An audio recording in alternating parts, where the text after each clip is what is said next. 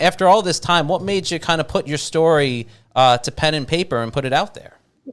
Yeah, thank you so much. I mean, first, I've been wanting to write this story for a decade. And then about 5 years ago, I started to try to really write it. And man, I just would start and stop, and I'd chicken out, and then I'd try again. And then I'd get confused on the order and the sequencing on how to fit everything together. And finally, I just made a commitment. I said, I'm going to get this thing done. And, you know, I'm really proud of it. And, you know, I've lived a pretty crazy life and gone through a lot of wild experiences. And I didn't really think that it was just meant for me. And now I run a life and business coaching business. And, you know, I'm constantly using these experiences that I had or I went through to help my clients. So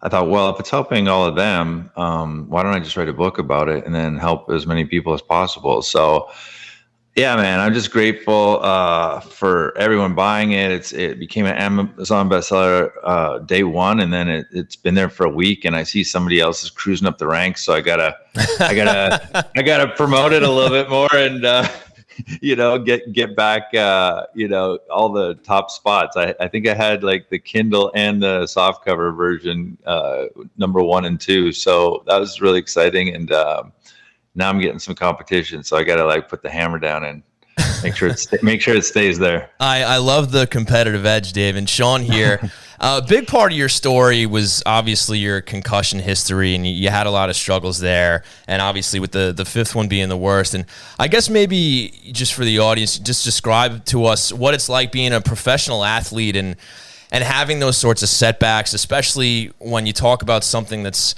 still kind of unknown in the sports world as far as concussion goes, right? They're still trying to figure that whole thing out and its long-term effects on players and everything like that. Maybe you can just talk about, you know, your issues and your struggles with the concussions, how you were able to bounce back and turn that into a positive experience for yourself.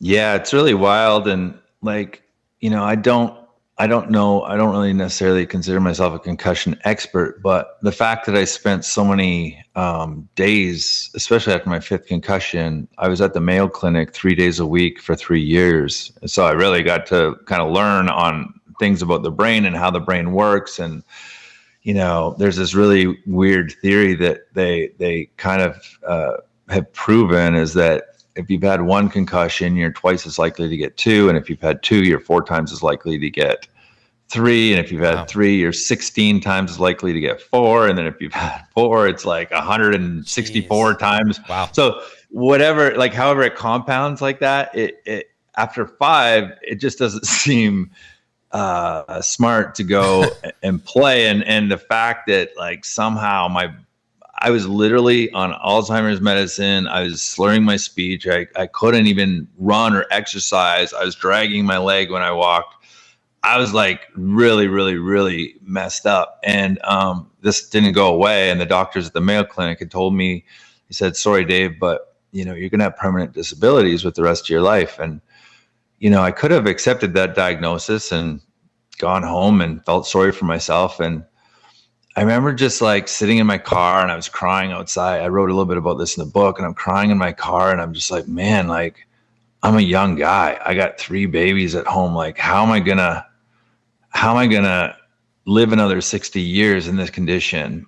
And it got really scary and really dark for me. I was embarrassed about what happened to me. I kind of went into hiding for a couple of years. Nobody really knew what happened to me.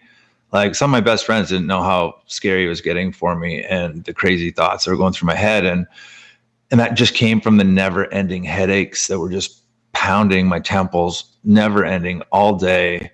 And then not having a memory. Like it was like I had dementia or something. And Wow.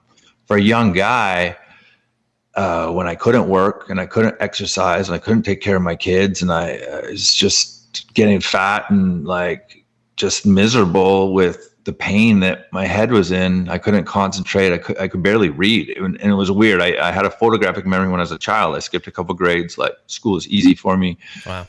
I went from that to like not being able to process like anything. and it was devastating and scary. Plus, there's a whole thing about losing my identity now. So like now I'm not a hockey player. Like, who am I? And then what am I? Why am I back here? Like, I chose to come back from in heaven, and that's a little twist in the book that people they know now. Spoiler alert. But I'm like, I came back.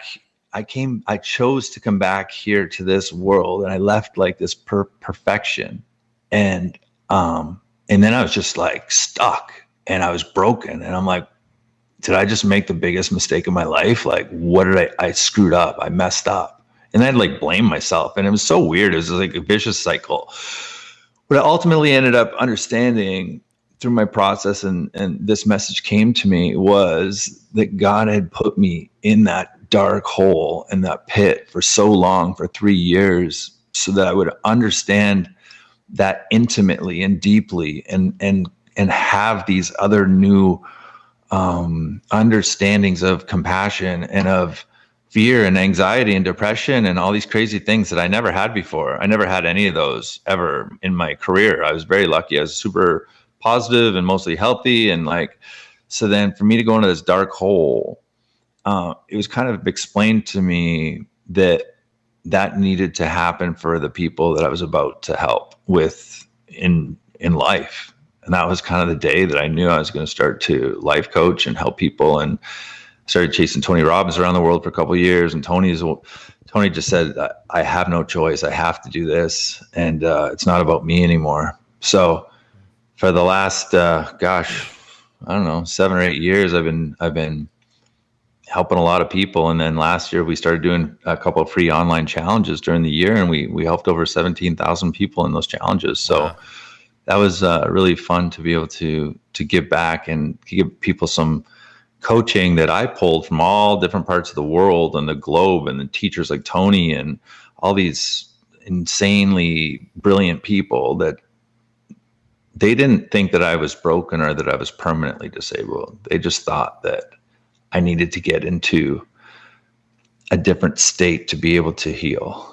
And ultimately I discovered I was covered up in masks and armor, and I just really had to like remove all of that stuff to really get to the grace and the healing that was trying to get to me and get to all of us. So yeah, it's a really crazy story. And I was really scared to write it. I'm like, what are people going to say? Right. But it's what I teach. Like, if I can't authentically be me, then what am I going to do? Walk around the rest of my life pretending and not telling the truth? And, it's not who I am. And my strength comes from my honesty and my vulnerability and my authenticity. So I'm like, I don't care. Like, let's just get this thing out because it's going to help somebody. I have an affinity for obviously athletes and, for service responders and 9/11. And it just reminded me of all the firemen, all the policemen and stuff. I've helped a lot of those guys and vets, Army vets and military. And like, when you got to go and do really, really scary things and cover yourself up because you're so sensitive to it. Like, I was a really sensitive kid. Eventually you just start to live that like as your normal. And that's when you kind of lose touch of like, the alignment and the purity of the way that we were originally created as these sensitive little creatures, at least in my case.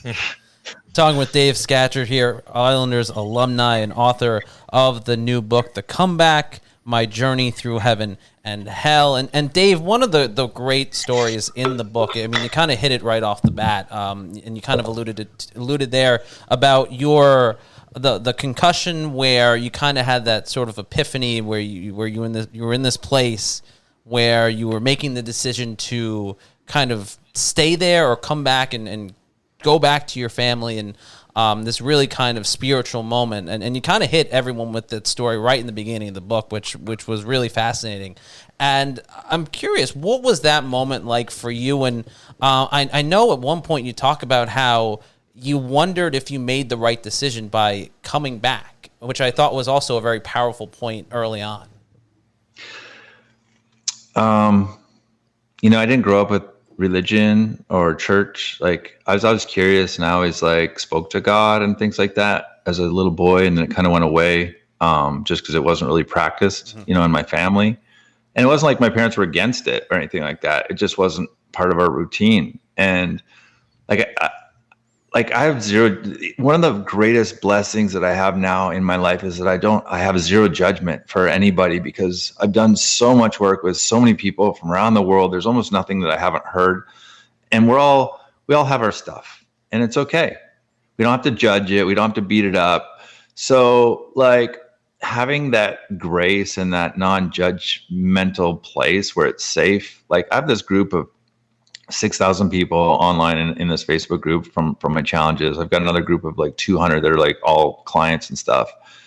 And like these people have shared stuff with me and in front of that group that their only family members don't know, like serious stuff. And our group is so full of love and so full of light. And I'm really, really proud of it.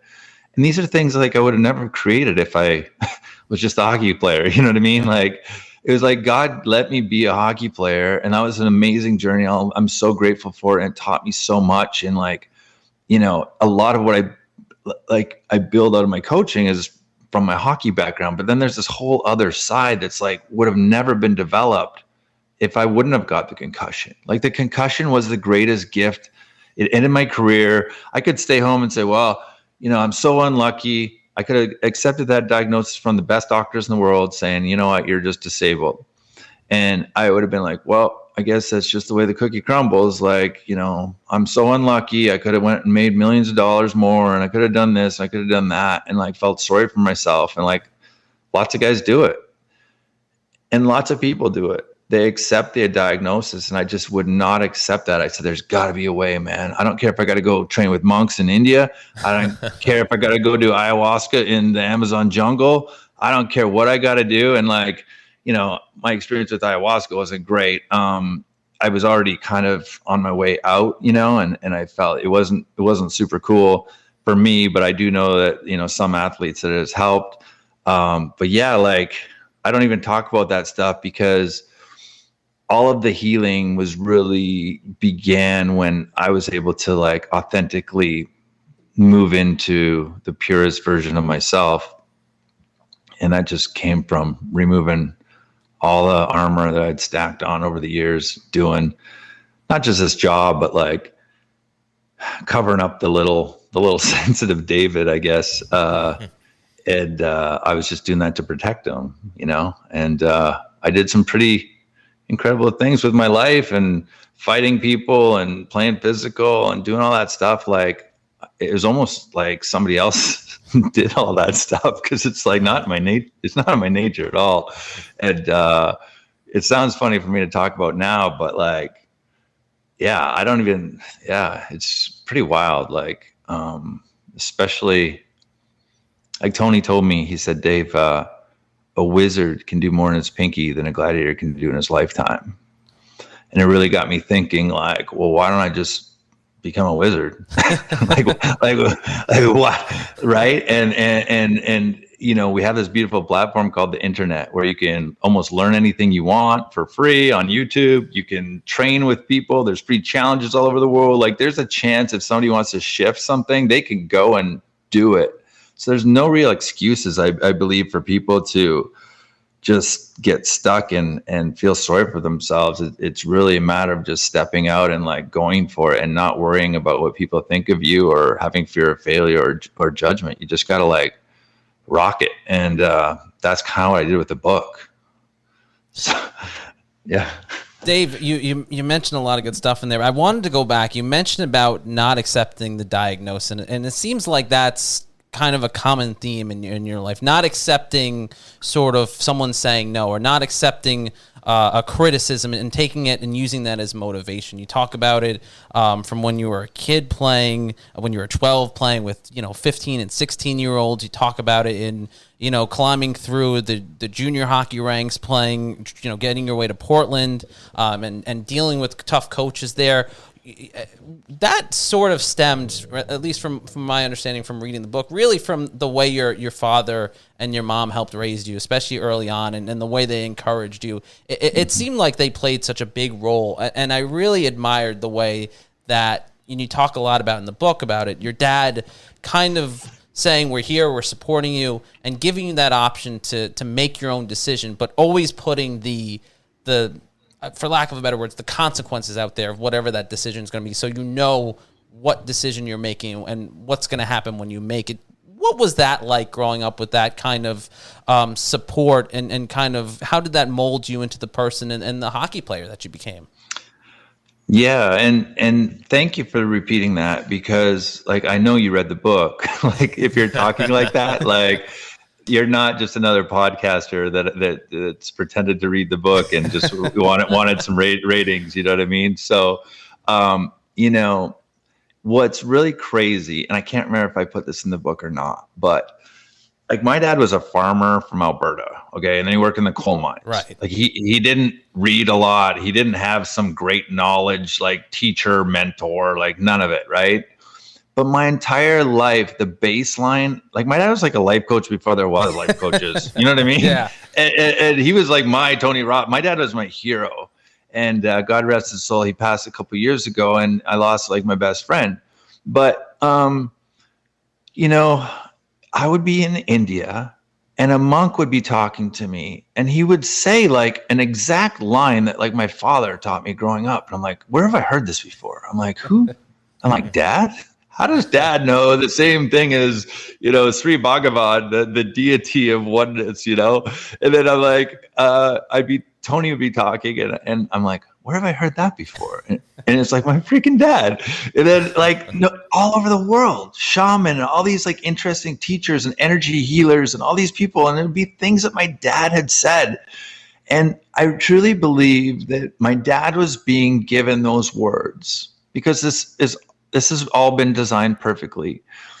And those words I needed to hear as a young boy, because they were things that kept me going. And the number one thing that my dad did was like belief. Like he believed more in me. And during his funeral, I had a bunch of my teammates and my dad coached growing up, and they all came to me like crying. And they're like, your dad was like more like a dad to me than my own dad was. And he believed in me more than I ever could believe in myself. And I don't think that I shared this story in the book. I'm not sure, but I think it's a really good story. So I don't know how we're doing on time, but we have all the time in the world. Sure, So yeah. Okay. Share away. No, this is a cool story. So I'm at the funeral and I have to give the eulogy, and I'm just destroyed, man. My best buddy's dead, and I'm like, how would my dad want this? And my dad would want it where people were inspired to live a bigger life. And sorry, I'm going to get emotional, but It's all right. All good.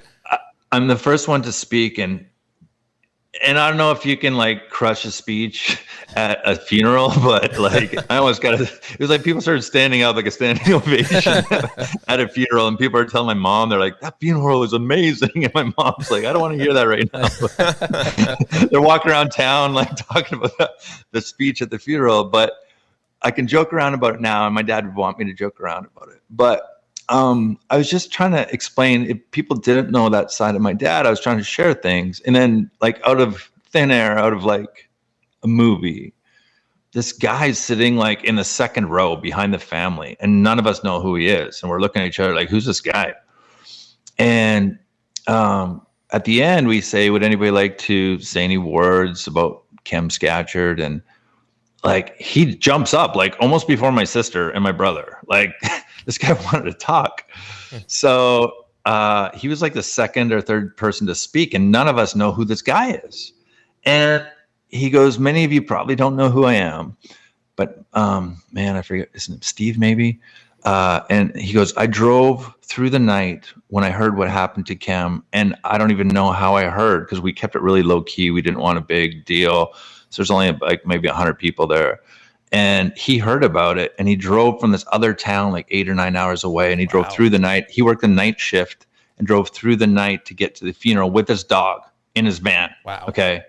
So he shows up and he goes, I just had to share how much this man meant to me. And like, still none of us know who he is. And he looks at my mom and he's like, Jan, you probably don't remember me, but I was like a 15-year-old boy and I didn't really have a dad. And when Kim started hang gliding, my dad was one of the first hang gliders in North America. So Wow, when those crazy. kites when those kites would jump off those mountains, like back in the day, they were not safe, like at all. And they were like death traps. And my dad had like the second or third license, I think, in all of Canada to be able to do this.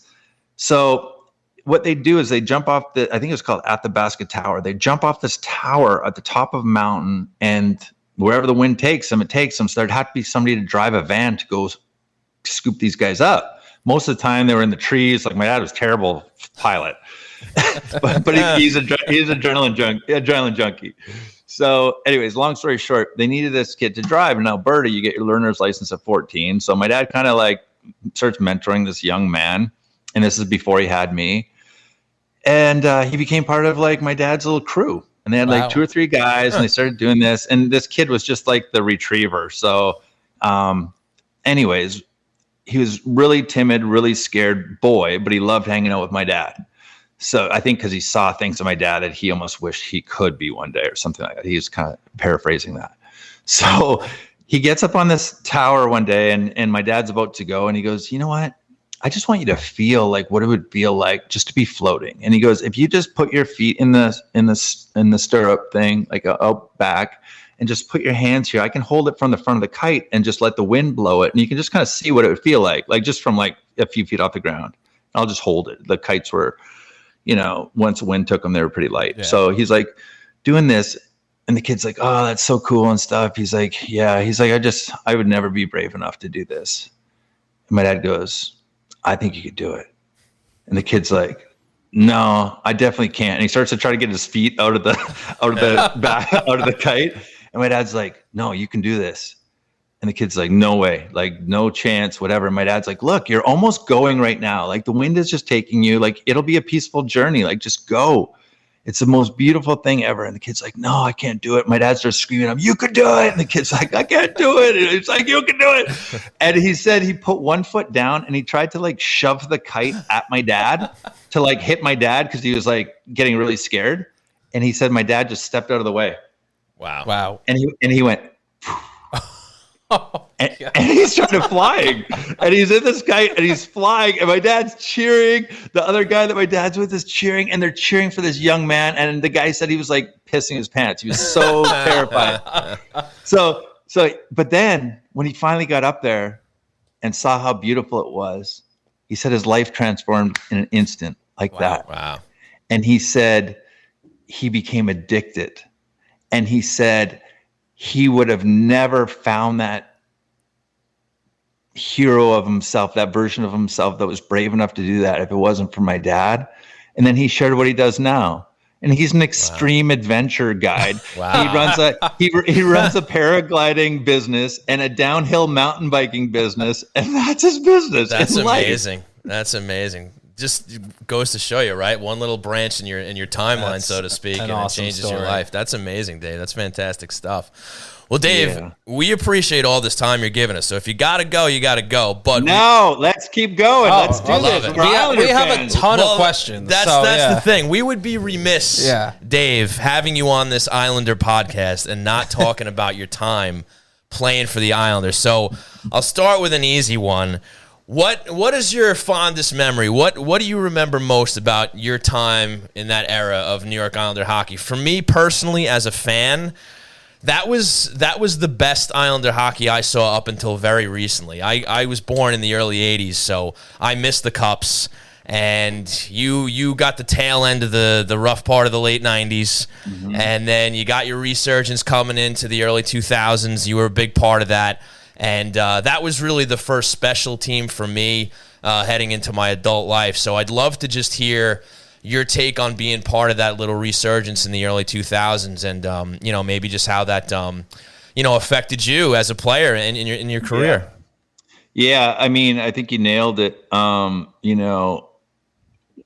reputation around the league was not good for the Islanders when I got traded there. And that was right after the Spano thing. Vancouver was like a first-class organization. And all of a sudden I'm going down to the aisle and the team's in bankruptcy. Nobody's there to pick me up at the airport, as I mentioned in the book. The team was in disarray. Nobody knew who was, they didn't have enough staff. We were flying on regular planes with little old grandmas and stuff. Like Zdeno Chara at one point, I think, was in the middle seat with like 6'9" months. It's just ridiculous. And, but as a player, it was truly my most favorite time ever playing in the island. I felt I got a chance to play, to show what I could do, because we didn't really have a bunch of superstars. I thought that I got a fair shake. I love the fans and the passion. I'm proud of how we turned the ship around. I remember my first game.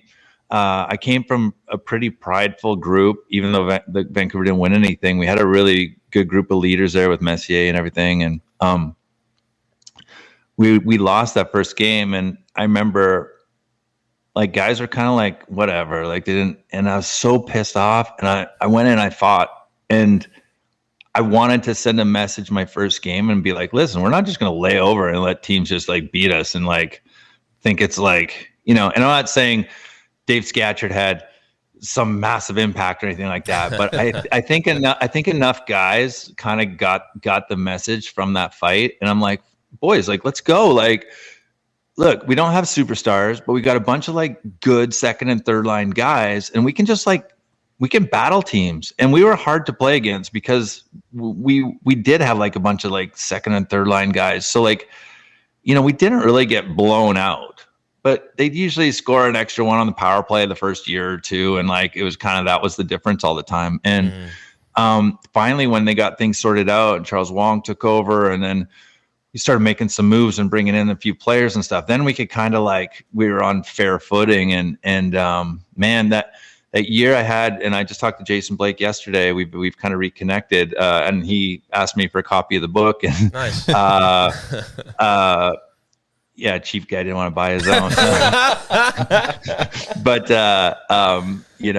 that line I had with Weimer and Blake, I remember some reporter brought it up to me the second half of that year, that they said, like, you guys are the number one third line in the NHL.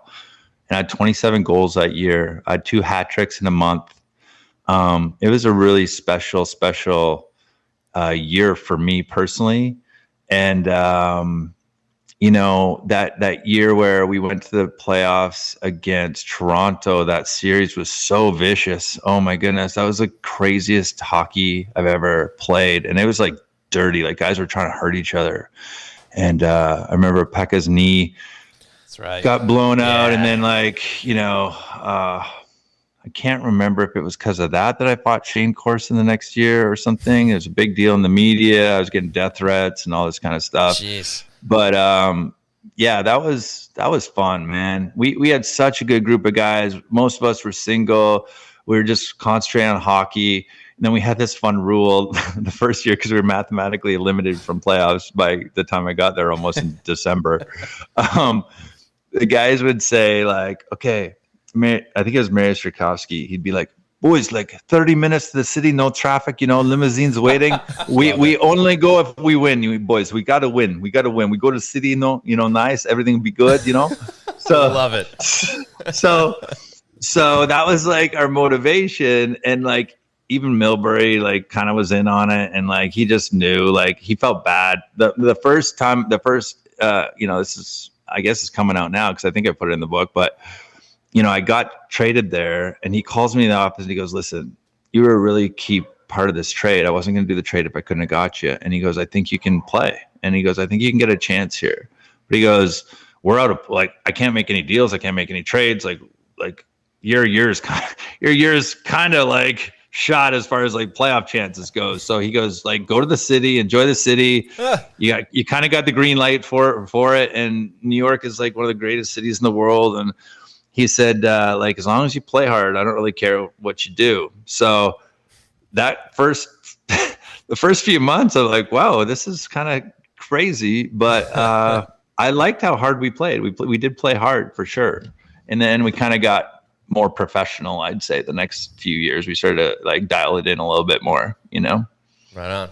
We are talking with Islanders alumni Dave Scatchard, the author of The Comeback, My Journey Through Heaven and Hell. And Dave, you mentioned all these great stories from your time on the island. One that I really enjoyed was your telling of facing Mark Crawford again for the first time when the Canucks came to Long Island. And, I've covered the team for about 10 years now, and I think I've only ever seen that gate between the two locker rooms closed once, and that was the 2011 brawl between the Islanders and Penguins. I had never known it was used before that, but sure enough, you had quite the interesting interaction with your former coach, which basically, I guess, kind of precipitated that trade from Vancouver to Long Island. Maybe share that story, if you will, with us and how you recall that whole thing going down.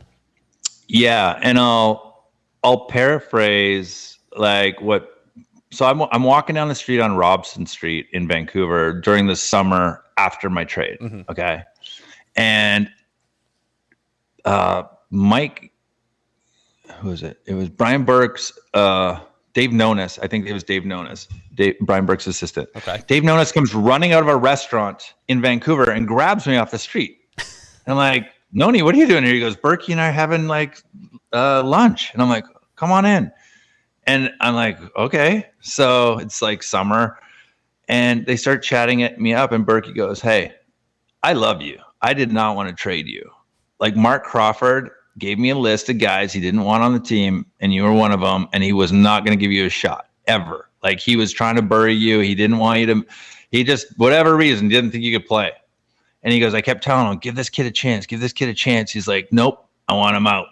So that was kind of how I knew that Crow didn't like me, but like that never came out in the media or anything like that.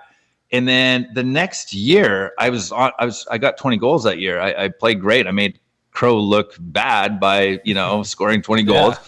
Yeah. And I think it was the next year or whatever. It was pretty close after that. And I'm at the game and I just hear this like guy screaming from their bench. Like, I got somebody for you. And he's got his really high pitched voice. I got somebody for you, Scatchard. Yeah. And he's just swearing like crazy. Like, am I allowed to swear on this podcast or no? I won't. Go ahead. No. Go crazy. But he's calling me every name you effing, I can't do it without swearing, but he's calling me every name. And I'm just sitting there and I'm like, who is yelling at me from the bench? And like most of those guys are my buddies. Like I was a good teammate. My teammates love me. So it's like, I know none of those are my guys. So I turn around, I look at the bench expecting it to be some guy they called up or something. And it's Crawford standing like on the bench, screaming at the top of his lungs, saying he's got somebody for me, that I'm a pussy, that he's going to kill me, like da-da-da-da-da. And I look at him and I'm like, what are you doing talking? I said, you can send anybody out here that you want. I go, I guarantee you that those guys would rather beat you up than beat me up. So it goes on for the whole game. And I just ignore him. The whole game, he's just screaming at me and screaming at me and screaming at me. I'm like, what's this guy's deal? I don't know if he's trying to get I don't know. So I felt so amazing because they were at the end of a long road trip. And it was like, I think it was 2-2, something like that. And we ended up scoring to win 3-2. And I skate by their bench and I'm like, F you, Crow. Like, nice. Go back to Vancouver, right? So I go back, we're all high-fiving, we win the game, all the boys are cheering, and my whole team heard him screaming at me the whole game too. So they're like, can you believe Crow is yelling at Joe game? I'm like, no. So I'm hanging up all my gear in my stall, everything, and I got like half my gear off, and Eric Cairns comes running in, he goes, oh my God, Sketch, you got to see it. Crow's out there, and he's calling you on to fight, and I'm like, please, let's do this. So I go running out of the dressing room, and like, he was such an idiot, like, there's the screen, so he's obviously not going to get to me, and he's putting his arms through the screen like he's going to somehow like come through the screen after me, and my whole team is like laughing at him. And then he starts spitting at me and calling me every name in the book. Yeah, and our security guards were pushing him away. I didn't even bother going any closer. Like, what am I going to do? Yeah. So this is what this guy's like. Okay. So the next morning, I get a call from Millbury. And he goes, hey, I got a call from Brian Burke. And he said that Mark Crawford said that you were trying to start a fight with him, like Amazing. The whole game and all of this stuff. And I'm like, are you kidding me, That's hilarious. Mike? I go, you think I got to worry about Mark Crawford? I don't care about the coach. It has nothing to do with the. So, but this is what kind of guy he was. So I called Brian Burke in Vancouver. I leave a message for him. I go, Berkey, call me, because he's mad at me. So he goes, what's the story about Crawford? Like, did you really call him on? I go, Brian, you know me. Would I do that? He goes, no, that's why I'm calling you. Like, what's the story? and I go, your coach was screaming at me the whole game, calling me every name in the book. Then he tried to run around the thing and try to come into my dressing room and fight me after the game. And he's like, are you kidding me? I go, I swear it's truth. Ask all your players. So he goes, all right, Dave, if that's the truth and I believe you on this, he's like, you have permission to beat the crap out of him anytime you ever see him again and tell him that I said so. So that's kind of how cool Brian Burke is and what a-hole Mark Crawford is. That's an excellent story. That's amazing. So Dave, with every one of our guests on the show here, we throw out a random question. And kind of a little bit off topic, whatever the case may be, maybe to get a laugh, but this is a layup for you. So a random question for you, Dave, is who was the funniest guy in the Islander locker room during your time there? And do you happen to have a story you can share, maybe related to that guy if you have the time? I had so many good teammates, man. Well, there's a lot. I bet. The first guy that when you said funny to me, I thought of Sean Bates. Okay. And Batesy, he's kind of blind in one eye, so he's got like they called him like I think is it Sully from Monsters Inc., the little green guy with one eye. Oh no, Mike Wazowski. That's right. Okay, yeah, Sully was the big guy. That's right. The big Sully guy. Was the big so guy. they called Eric Karen Sully, and then Batesy Mike Wazowski. Okay, so Batesy had this Boston accent. It's like sketch playoffs. what? You remember that college coach that said that? Yes. Line? Yes. So Batesy would say that nonstop, and then he's like. He just had all the one-liners. He called everybody baby doll. And his boys from Boston would come in and drink out the whole wives' lounge of like all their wine and all their beer. And like, he was just hilarious. Like, and that was how he grew up. Like, he didn't even know he is pretty funny, but like, he just was being himself and he was hilarious. Adrian Aucoin, great one-liners, great stories. Kevin Weeks, great accents and great impersonations. Nice. Oh my goodness, man. We had some funny dudes. We had so many great memories with that team. Like I really miss that team. I'd love to do a reunion. I think it's incredible what the new owners are doing and bringing the guys back every year. It's gotta get in there, Dave. You gotta get in there. Oh, I've been there every year. So, I'll be back whenever they redo it after this stinking COVID thing. But yeah, it has been just a joy to watch how the level of class has been brought up with the organization and to see the players that they have now, even the coaching staff, like Lane Lambert was part of my comeback after my year and a half off after my fourth concussion. I joined him in Milwaukee and he was just unbelievable. One of my favorite guys in the world. So if you see him, tell him I said that. Barry Trotz I had in Nashville. Trotz, he's a great guy. So, I mean, I just like where they're headed and I like the potential. And I think they're only a piece or two away from like just dominating like everything. Like they should win. They have a good enough team to do it. And I think they just need another piece or two. But I really thought they could have done it last year. You and I think every Islander fan was really hoping for that. And I have to ask you though, Dave, you've given us so much of your time, and we appreciate that. I will let you go after this last question, but one of your former teammates, Zdeno Chara, rejoining the Islanders this season. What when you heard the news, what did you think of that? A, that Z is still playing at 44, and B, that he's going back to a place that he got his start in. Yeah. So like. I could go way back in the day. I think he played for the Prince George Cougars or something, didn't he? Like in junior, if I'm not mistaken. That I'd have to look up. Yeah. Okay. I'm not going to pretend. But I think that I've seen him play since then. Okay. Wow. And the development that this guy has done in every aspect of his life. Like, I think he got a financial degree while he was playing.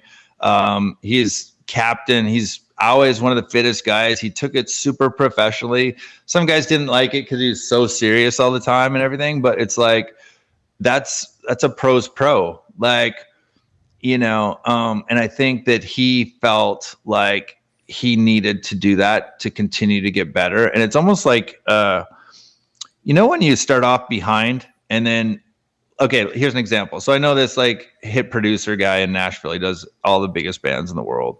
And I was talking to him and I was going to help him with some coaching stuff. And he said, Sketch, I'm terrified I'm not going to have another hit single. And I'm like, dude, you had like 20 hit singles. Like, what do you mean? And he goes, I don't want people to think it's a fluke. He goes, I don't take vacations. He goes, it's something broken in me where I just can't like stop. I have to get better. I have to keep going. And to some extent, I think some of the greatest people in the world have this like little, almost obsessive compulsive disorder in a good way. I think all real elite athletes do, because to do things like over and over and over again, a normal person would just like kind of quit or like, okay, I'm done. But like athletes, like the best, they just keep going and going and going with blisters on their hands or their legs on fire from workouts or they're coughing up blood from runs. And it's like a normal human wouldn't be doing what I'm doing right now. But the best in the world, it's almost like they have to do it till it's like automatic. And that's how Z ran his life. So this is a funny story. I don't know if we have time, but more than crazy. When Z first would come to the team, he didn't have the right sticks, and they weren't the right whip, they weren't the right length, and he didn't know where the shot was going really. And if he was on this call, I should tell this story in front of him. So he would wheel around the net. And at the time, we didn't have a lot of real skills. So I think it was Butch Goring maybe was the coach. And Butchie's like, all right, boys, this is the breakout. You're going to wheel the net and rip it off the glass. And all the forwards are going to be busting out to the red line and try to like gather it back. And that way, like the puck's never going to be in our end. Like we're just going to like do that all the time. So it wasn't the most scientific breakout, but incredible. Yeah. So Z would wheel the net and he'd wind up and he'd take a slapper off the glass to get it out to center ice or whatever. And half the time it'd go over the glass and almost kill people because he had like a hard shot, right? So throughout the course of the year, everyone that sat in that section, when he started to wheel the net, the whole crowd would like go, whoa, and everyone would lean over because they were expecting souvenir night. We call it souvenir night on the team. We're like, souvenir night, he's giving out free pucks tonight. That's funny. And there was no penalty for the puck over the glass. So he would do this over and over and over again. I can't believe he never killed anybody because he shot so hard. But if you're standing in front, like looking for a deflection or a screen when he wound up back then, you would just pray that he didn't kill you. Yeah. Because he would shoot it so hard, but he didn't have control. Like his sticks weren't right. Now to see him become a Norris Trophy winner is incredible. And I give the guy all the props in the world. He's absolutely one of the most professional players I ever played with. Even if he was playing at 50 years old, he'd add something to that team, a veteran presence. He's so strong that he's fought some of the heavyweights in the league and just like kind of manhandled them and just like, not really like outpunched him, but he's like not worried about getting hurt or anything. And his dad was like some Olympic wrestler or something. So, I respect the guy a lot. And to be playing at 44, it's incredible feat. To be as big as he is and to move around the ice like he does, like it's incredible. Our dressing room was so small in Long Island when I first got traded there that he could take his stick and stretch it to the left and touch one of the walls and then touch the other side of the wall. That's how big his reach is. That's insane. So you're like, how do you beat this guy wide? Like, seriously, you know what I mean? You're like, oh, I got him. And then like the stick would come, go gadget stick would come out of like nowhere and just poke the puck away.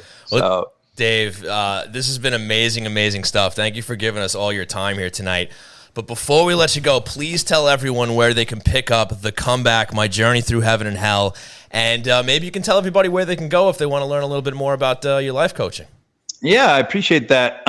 So right now, Amazon, we're really working the bestseller thing. So we're going to try to stay at number one as long as we can. Yeah. Hopefully get a good long run there. And then after that, people could go to allstarcoaching.com, and I'm literally just rebuilt the whole website. So that should be live any day now, the next day or two. And Instagram, I'll always be updating like what's going on with the business and with, we've got our first live event. Actually, this is really cool. So, okay, if anybody wants to come to Scottsdale for December 3rd, 4th, and 5th, I'm putting on my first ever live event. We're expecting 1,000 people. It's going to be epic. And, the tickets are normally $997. On the last couple of podcasts, I offered people that came in from the pod for like $297. And I'm only going to offer that for a short amount of time, so probably a couple of weeks, and then we'll bump back up to full price. But I'll make sure that I get you guys a link for that if people want to sign up for that. And okay, awesome. It's going to be sick, man. Some of the speakers I have coming are people that I trained under. So they're kind of like help me rebuild my life and find this next level. And then I got some athletes. I got probably 5 hockey players that are going to be speaking. Wow, awesome. So if this is a podcast to share that part with, because it's like, these guys are awesome. Their stories are amazing. I don't know if JR Ronek's going to speak on this one, but I'm going to ask him probably today or tomorrow. But he's been a huge part of my coaching. So he just fell in love with my group, and he spoke a couple of times, and a bunch of people went and watched his show online. And then he's like, man, your people are amazing. And I'm like, well, you can come on anytime you want. So he's probably done like 2 or 3 virtual events with us, and like been really. He's a big proponent for mental health and things like that. So he shares some incredible stories about things that he went through. And he's just one of the best humans alive, man. I love this guy. What's his nofilter.net? He's got the show on nofilter.net. So I'll give JR a little plug, because there you go. He has been so positive. He wrote a great forward for me in my book. He's become a dear, dear friend. And like, I love this guy like a brother. And, if he's not doing anything, he'll be in Scottsdale that weekend. So, he's just fun to be around, and his stories are incredible. And, yeah, I appreciate it, guys. Anytime you ever need anything, you let me know. I love all Islander stuff and Islander people and Islander fans. It's my favorite time in pro sports. And, if anybody out there cheered for me or got out of your seat for me when I played, it seems like a lifetime ago, but I'm truly grateful. And, I hope that you get the book, and if you like it, leave a review. It always helps stay on number 1 bestseller. So who would have thought that Davey Scatcher would have a bestseller book? I looked down the list, and there's like my book, then there's like Wade Gretzky's book, and then there was Mark Messier's book, and these guys are like my idols. Gretz is my coach. I'm like, holy smokes, we're doing it, man. It's crazy. Dave, well, amazing stuff. Yes. Fantastic interview with us. We really appreciate all your time. It was incredible. Congratulations on the success of the book. We wish you nothing but much more. And, hey, maybe we'll have you on again down the road. We'd love to chat with you again. Anytime, guys. Anytime. Dave, have a great day. Thank you so much. Take care.